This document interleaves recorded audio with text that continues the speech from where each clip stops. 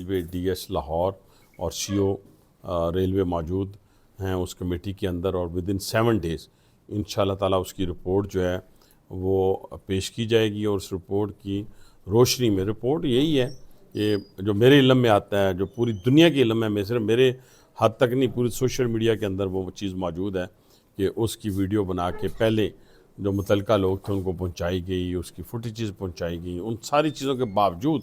नेगलिजेंसी का मुजाहरा किया गया, नाअहली का मुजाहरा किया गया, जिसके नतीजे में एक कीमती जान गई। अब पाकिस्तान रेलवे में कोई ये समझे, मैं बार बार इनको कह रहा हूँ, तमाम रेल पाकिस्तान तौरखम से लेकर कराची तक हर शख्स को मैंने कहा कि जो काम करेगा वो रहेगा,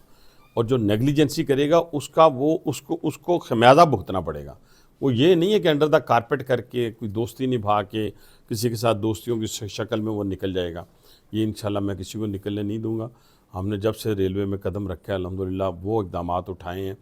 जो पैसेंजर्स की फैसिलिटेशन में जो किरदार अदा कर रहे हैं, पैसेंजर को फैसिलिटेट कर रहे हैं, फ्रेट ट्रेन को हम प्रमोट कर रहे हैं। आपको पता होगा कि हम 22 और 30 जून के दरमियान लाहौर से मास्को फ्रेट ट्रेन चलाने जा रहे हैं, इसका इल्म आपको होगा। हमने डिफरेंट जो बंद की हुई ट्रेन्स थी, जैसे खुशहाल खान खटक थी, बोलान जो हफ्ते में 2 दिन चलती थी, हमने दहशत गर्दों को जब जाफर एक्सप्रेस पे हमला हुआ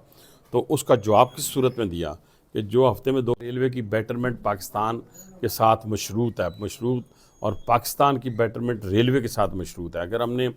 हमने अगर इस फ्रेट ट्रेन को दुनिया में लेके जाना है, यानी सेंट्रल एशिया में लेके जाना है, यूरोप में लेके जाना है, पैसेंजर ट्रेन को यूरोप में लेके जाना है, सेंट्रल एशिया में लेके जाना है, अपनी इकॉनमी को बूस्ट देना है, तो फिर रेलवे में इन्वेस्ट करना पड़ेगा। हमारा दुश्मन मुल्क जो है वो खरबों रुपये जो है वो सालाना जो है इसमें इन्वेस्ट करता है, और हम उसके मुकाबले में बहुत कम इन्वेस्ट करते हैं। मैंने पिछले दिनों भी एक बहुत बड़ी प्रेजेंटेशन के अंदर ये बयान कर दिया है कि जब तक पाकिस्तान की रेलवे अपलिफ्ट नहीं होगी, ना थरकोल परवान चढ़ सकता है,